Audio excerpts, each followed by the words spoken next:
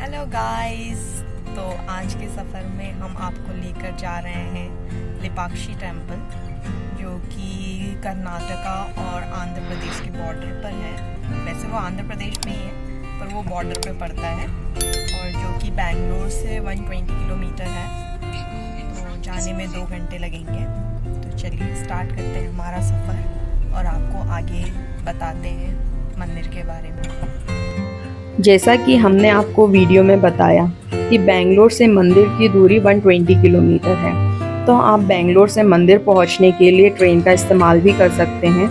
मंदिर का सबसे निकटतम रेलवे स्टेशन जो है वो हिंदूपुर है, जो कि 14 किलोमीटर की दूरी पर है।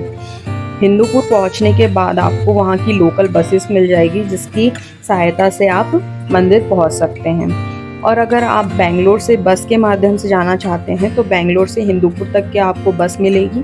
उसके बाद हिंदूपुर बस स्टेशन से मंदिर तक के लिए आपको वहाँ की लोकल बस मिलेगी, जिसकी सहायता से आप मंदिर तक आराम से पहुँच जाएंगे। जिस दिन हम मंदिर जा रहे थे उस दिन का मौसम वाकई बहुत ही खूबसूरत था। जैसा कि आप वीडियो में भी देख सकते हैं कि कितने खूबसूरत नज़ारे देखने को मिल रहे हैं।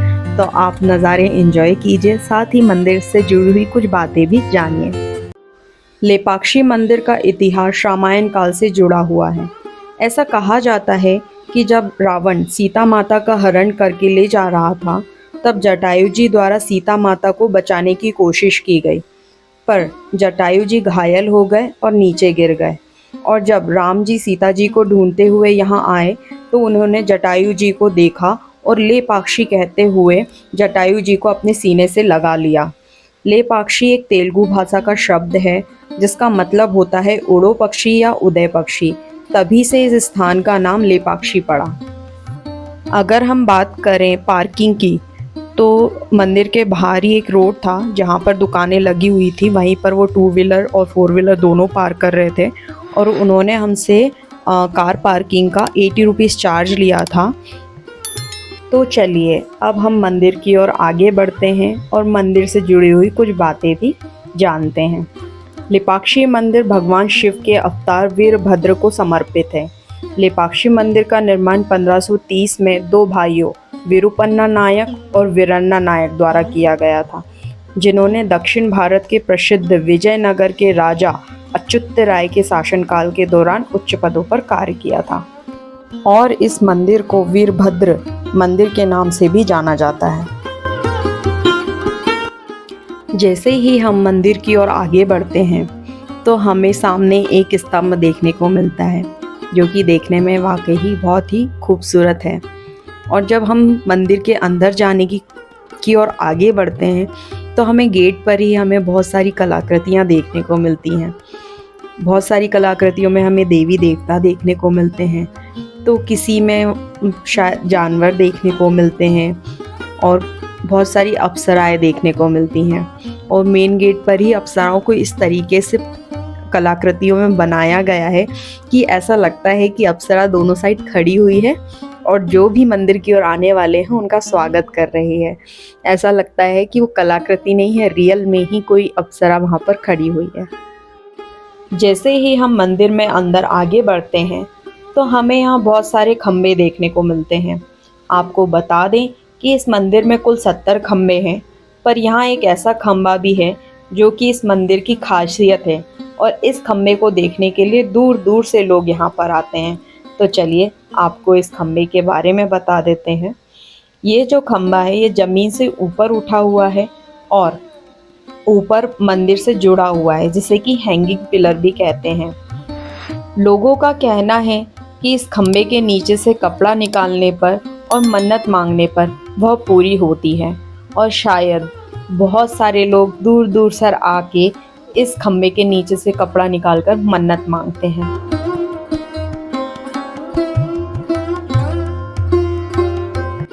नाइनटीन 1924 में एक ब्रिटिश इंजीनियर हैमिल्टन ने इस रहस्य का पता लगाने के लिए स्तंभ को हिलाने की कोशिश की। ऐसा करने पर उस स्तंभ के साथ अनेक स्तंभ भी हिलने लगे, तो उन्हें डर लगा कि कहीं सारी संरचना टूट ना जाए। तो उन्होंने तुरंत अपने प्रयास को वहीं रोक दिया, और आज यह पिल्लर इस मंदिर की प्रमुख विशेषताओं में से एक बन चुका है।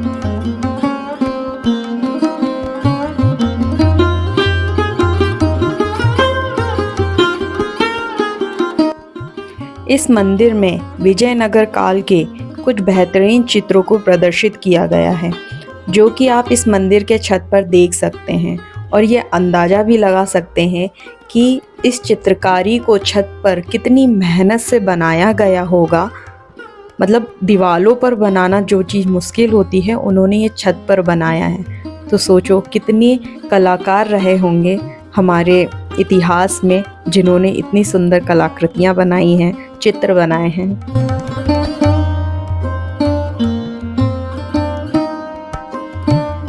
मंदिर में जब आप आगे बढ़ोगे और उन सभी खम्भों को आप देखोगे तो आपको सभी खम्भों पर अलग अलग कलाकृतियाँ देखने को मिलेंगी। किसी पर आपको ब्रह्मा जी देखने को मिलेंगे, तो किसी पर विष्णु भगवान, तो किसी पर शंकर भगवान, और किसी किसी खम्भों पर अलग अलग प्रकार की कलाकृतियाँ हैं, जो कि आप वहाँ जाओगे तब आप देखकर हैरान रह जाओगे कि बिना मशीन के हाथों से इन कलाकृतियों को कैसे बनाया गया होगा। इसके अलावा वहाँ आपको हाथी की कलाकृतियाँ हैं, बंदर की है, और ऐसे बहुत सारे जानवरों की कलाकृतियाँ देखने को मिलेंगी। और एक जगह तो ऐसी आएगी जहाँ आपको दिखेगा कि बहुत सारे लोग इकट्ठा होकर मंदिर की पूजा कर रहे हैं या डांस कर रहे हैं। तो ऐसे अलग अलग कलाकृतियाँ आप वहाँ देख पाओगे।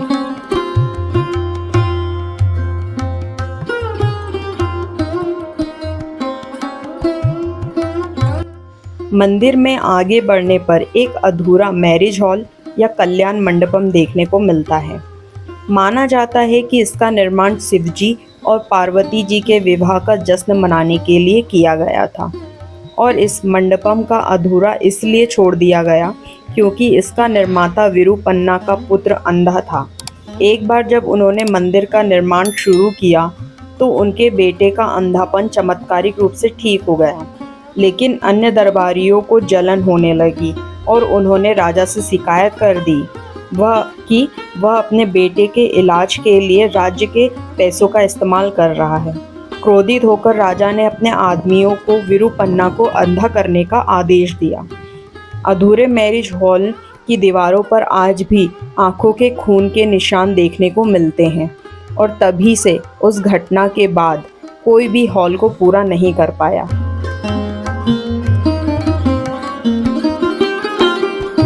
इस कल्याण मंडपम के खम्भों पर कलाकृतियाँ इतनी ही खूबसूरत बनी हैं। हर खम्भे पर कुछ नया डिज़ाइन, नई कलाकृतियाँ देखने को मिलती है। तो उसे देखकर ऐसा लगा कि अगर ये कल्याण मंडपम पूरा बना हुआ होता तो ये और भी कितना खूबसूरत दिखता।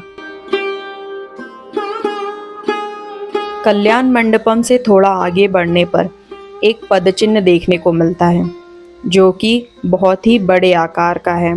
और ऐसा कहा जाता है कि जब रावण सीता माता का हरण करके ले जा रहे थे तो वो यहाँ रुके थे, और यह पदचिन्ह माता सीता के हैं। बट कुछ लोगों का कहना यह भी है कि यह पदचिन्ह भगवान रामचंद्र जी के हैं, और यह एक रहस्य ही बना हुआ है। और रहस्यमयी बात यह भी है कि यह पदचिन्ह हमेशा ही गीला रहता है, और यह पानी कहाँ से आता है यह आज तक किसी को भी पता नहीं चल पाया है।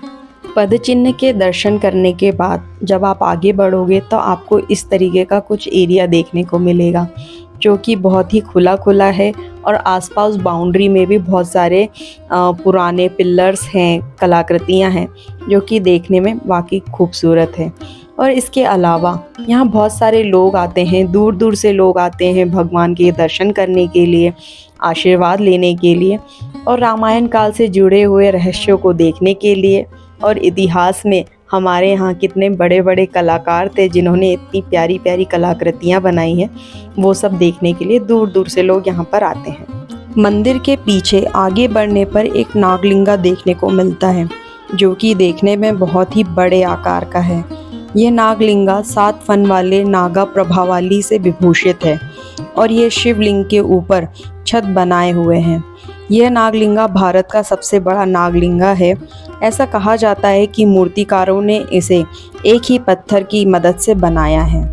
यहाँ से आगे बढ़ने पर हमें एक बहुत बड़े गणेश भगवान की प्रतिमा देखने को मिलती है, जो कि इस बड़े से चट्टान को काट काट कर बनाई गई है, और ये देखने में बहुत ही खूबसूरत दिखती है। मंदिर के साइड में ही हमें एक छोटा सा घर जैसा या कमरे जैसा देखने को मिला, पता नहीं ये मंदिर है या कोई यहाँ रहता रहा होगा, जो भी है, बट देखने में बहुत ही छोटा सा था।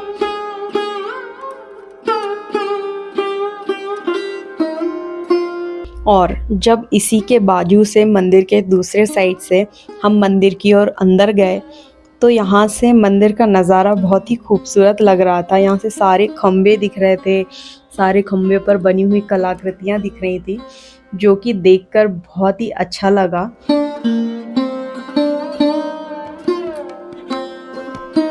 और आप यहाँ से देख भी सकते हैं कि कितने सारे लोग उस हैंगिंग पिलर के पास है और उसके नीचे से कपड़े निकाल रहे हैं और अपनी मन्नत मांग रहे हैं। अब ऐसा तो कुछ कहीं लिखा नहीं है, लेकिन लोग कहते हैं कि यहाँ से कपड़ा निकालने पर, मन्नत मांगने पर पूरी होती है। और मोस्टली लोग तो इस हैंगिंग पिलर को देखने के लिए ही यहाँ आते हैं और यहाँ का प्रमुख आकर्षण यही हैंगिंग पिलर है।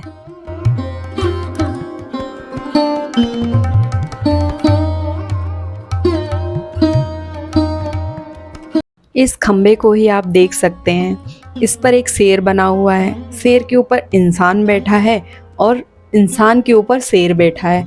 तो पता नहीं क्या क्या कलाकृतियां हैं जो पहले के कलाकारों ने बनाई हैं। मंदिर से सिर्फ 200 मीटर की दूरी पर एक विशाल नंदी जी की प्रतिमा है। यह प्रतिमा एक विशाल चट्टान को काटकर बनाई गई थी। यह विशाल संरचना 27 फीट लंबी और 15 फीट ऊंची है और दुनिया की सबसे बड़ी उकेरी गई बेल प्रतिमा है।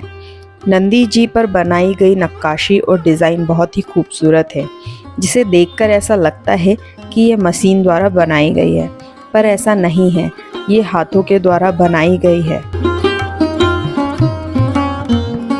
यहीं से हमें जटायु जी की प्रतिमा दिखी और यहाँ से कुछ दूरी पर जटायु थीम पार्क बनाया गया है।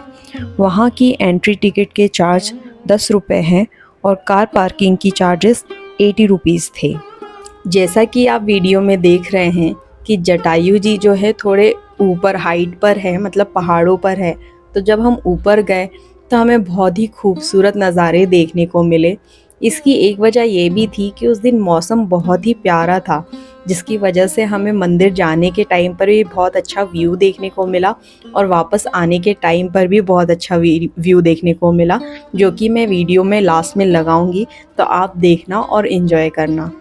आपको वीडियो कैसा लगा कमेंट करके ज़रूर बताना, और अगर अच्छा लगा हो तो लाइक ज़रूर कीजिएगा, सब्सक्राइब कीजिएगा और बेल बटन को दबाइएगा। मिलते हैं नेक्स्ट वीडियो में, तब तक के लिए राधे राधे, बाय।